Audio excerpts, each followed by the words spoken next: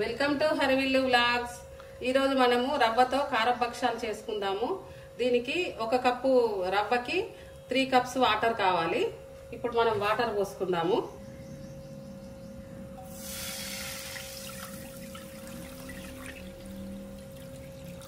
ఒక గ్లాసు రవ్వ, ఆ రవ్వకు ఒక 1/2 టేబుల్ స్పూన్ సాల్ట్,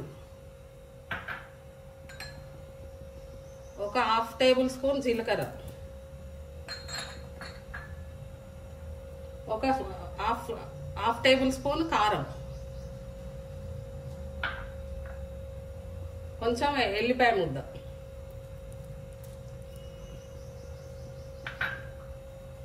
కొంచెం కళ్యామాకు వేసుకుందాము. ఇప్పుడు ఇలా అన్నీ వేసుకొని ఒకసారి కలబెట్టుకోవాలి. కలబెట్టుకొని ఇది వాటర్ మసలాలి, వాటర్ బాగా వేడెక్కాలి. వాటర్ బాయిల్ అవుతుంది. ఇవి పండుగ రోజు మేము ఉగాది రోజు తియ్యటి భక్షాలతో తోటి ఇవి కూడా చేసుకుంటాము. అందరు తియ్యటి తినరు కదా, అందుకోసమని ఇంట్లో ఎవరన్నా తియ్యటి తినని వాళ్ళు ఉంటే ఈ కారపుయి చేసుకుంటాం. ఇప్పుడు కొంచెం నూనె వేసుకుందాము. అతుక్కోదు, రవ్వ మంచిగా దగ్గరికి మంచిగా ఉంటుంది అన్నట్టు. తర్వాత రవ్వ వేసుకుందాం. రవ్వ వేసుకునేటప్పుడు కొంచెం మంచిగా కలబెట్టుకోవాలి.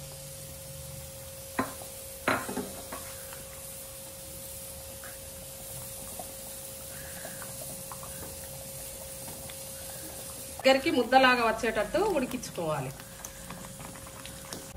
ఇప్పుడు ఇది 1 గ్లాస్ రవ్వ కదా, కనీసం ఒక 10 to 15 వరకు అవుతాయి భక్షాలు.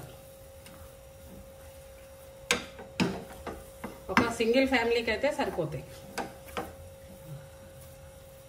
ఇప్పుడు ఒక గ్లాస్ రవ్వ తీసుకున్నాం కదా, దానికోసం అని భక్షాలకు గోధుమ పిండి 1/2 కప్పు తీసుకోవాలి. తీసుకొని దాన్ని కొంచెం మెత్తగా కలుపుకోవాలి.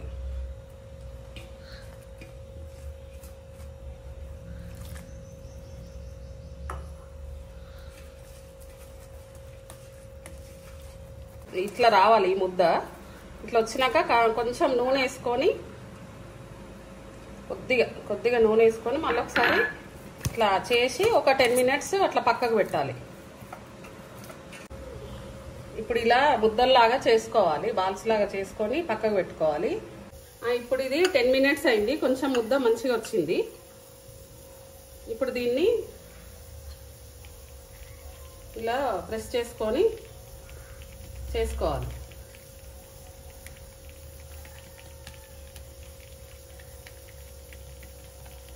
ఇది ఇట్లా పెట్టుకొని ఇలా చేయాలి.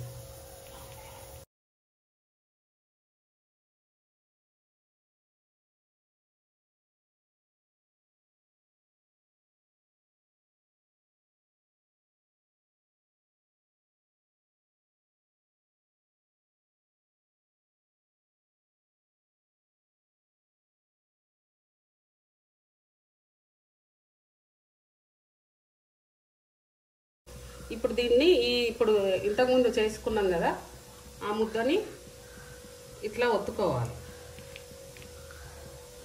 కొంచెం ఇట్లా అతుక్కోకుండా కొంచెం నూనె చేతికి రాసుకొని ఇట్లా ప్రెస్ చేయాలి. ఇప్పుడు పెనం వేడెక్కింది, కొంచెం ఆయిల్ వేసుకోవాలి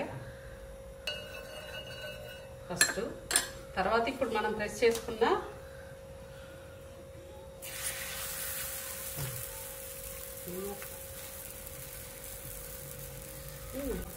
తర్వాత కొంచెం నూనె చుట్టూరా వేయాలి.